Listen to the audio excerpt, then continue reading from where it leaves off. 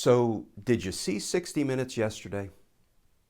We got something of an unusual, I think I would even call it strange, update about the attack on the U.S. Capitol from the former acting U.S. Attorney for the District of Columbia, Michael Sherwin. And for me, that 60 Minutes piece last night raised more questions than it answered. Let's talk about that. Because justice matters.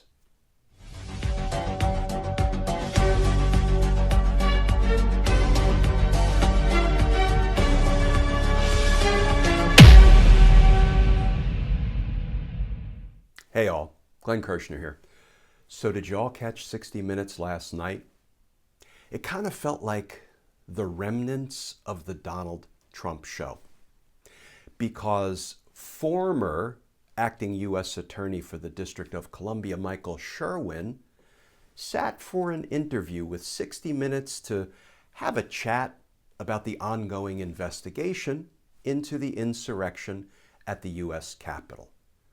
Recall, Michael Sherwin was a Donald Trump Bill Barr acolyte who was installed as acting U.S. Attorney in D.C. and promptly went about making sure Mike Flynn's criminal case was dismissed.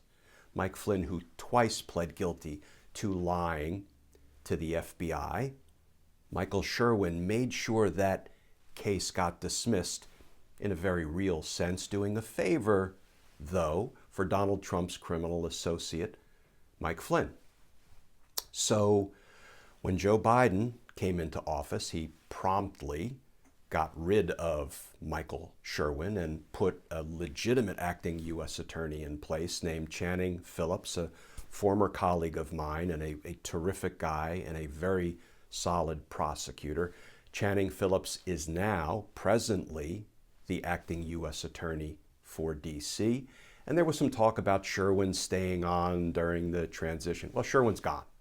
Sherwin is no longer involved in the investigation into the insurrection at the Capitol, but on his way out the door, he apparently took a little detour to 60 Minutes studio and sat for an interview. It's being reported that Sherwin has left D.C. and is going back to the U.S. Attorney's office in Miami, from whence he came. I would say stay tuned on that front. But before I talk about the specifics of what Sherwin said on 60 Minutes last night, I want to kind of give you some of the basics.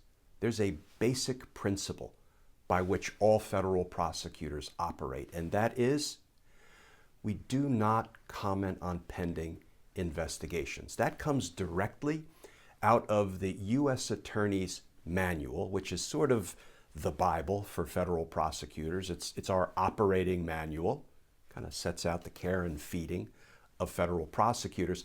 And I think it's important that I quote the exact language from the U.S. Attorney's Manual about the prohibition against prosecutors talking about pending investigations. And then we'll talk about a few of the things Michael Sherwin said. Bear with me, this will take a moment. I want to read from the U.S. Attorney's Manual, Section 1-7.400, Disclosure of Information Concerning Ongoing Criminal, Civil, or Administrative Investigations. Paragraph A.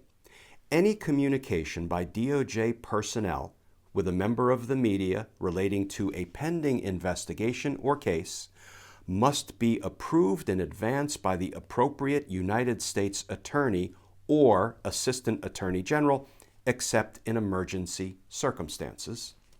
Paragraph B. DOJ generally will not confirm the existence of or otherwise comment about ongoing investigations, except as otherwise provided in paragraph C. We'll talk about that in a minute. DOJ personnel shall not respond to questions about the existence of an ongoing investigation or comment on its nature or the progress before charges are publicly filed. Paragraph C. When the community needs to be reassured that the appropriate law enforcement agency is investigating a matter, or where release of information is necessary to protect public safety, comments about or confirmation of an ongoing investigation may be necessary, subject to the approval in paragraph A. So the first question that jumps out at me, based on Michael Sherwin's chat with 60 Minutes yesterday, is who at the Department of Justice approved this? The former, the outgoing, the departing acting U.S. Attorney in D.C. sitting down for this full-blown discussion of the evidence in the insurrection investigation. It would be good to know who approved it and whether it was approved. And I'm not saying everything he said was wrong or was bad, but after questioning the wisdom of doing it at all and whether it was approved, let's talk about a few of the things that jumped out to me that Michael Sherwin told us all last night on 60 Minutes. So some of the more interesting, even alarming things Michael Sherwin said included that he was a witness to both the rally and the attack on the Capitol. He said, yeah, I put on my running clothes and I went down there with the police, he tells us, to see what was going on at the rally. And he said, what I saw was a carnival atmosphere, complete with popcorn, and hot dogs, and cotton candy. No, I'm not making any of this up, folks. He then added that not everybody in the crowd appeared to be, quote, typical carnival people in his view. He said there were some people with helmets and body armor, and some of them left the rally early and headed toward the Capitol. He said, in his opinion, that what started as a pro-Trump rally turned pretty quickly into an anti-government, anti-Congress, anti-institution riot. He also said that he then went to the Capitol to see how things were going over there, and in his words, they were, quote, going bad fast. He was asked about some evidence that the investigation does or does not have, specifically about communications between and among insurrectionists. And Michael Sherwin helpfully, at least for the insurrectionists, laid some of that out. He said, no, we don't have any communications, specific communications, about people planning to breach the Capitol. I think I'd like to know that if I were one of the insurrectionists and I maybe had some conversations about breaching the Capitol. It would be good to know that the prosecutors don't have those communications. He said, we don't have those kind of communications, but we do have communications where they're talking about taking back the House and stopping the steal and needing a show of force in D.C. on January 6th. And Sherwin finished up his interview with a few additional observations. He said, first of all, we must protect First Amendment rights. I can't disagree with that. He then added, quote, the great majority of the people there that day were protesters, close quote.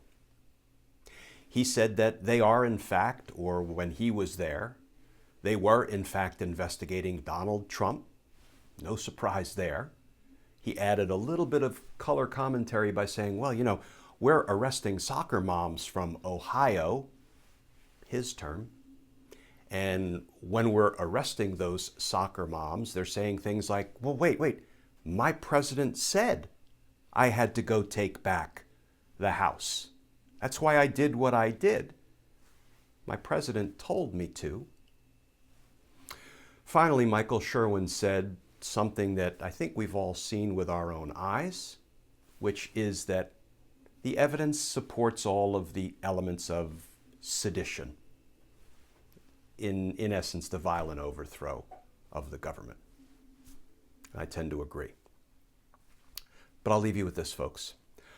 I, for one, am very glad that the investigation into the insurrection at the U.S. Capitol on January 6th is now being headed up by acting U.S. Attorney for the District of Columbia, Channing Phillips, because I am completely confident that in the hands of Channing Phillips, and then ultimately in the hands of whoever the permanent U.S. Attorney for the District of Columbia is, once nominated by President Biden and confirmed by the Senate, the investigation is presently and undoubtedly will be in extremely capable hands. And that now moving forward, now that Michael Sherwin is no longer involved, I am confident the case will be handled fairly, justly, ethically, appropriately, and in the best interest of the American people. Because justice matters. As always, folks, please stay safe, please stay tuned, and I look forward to talking with you all again tomorrow.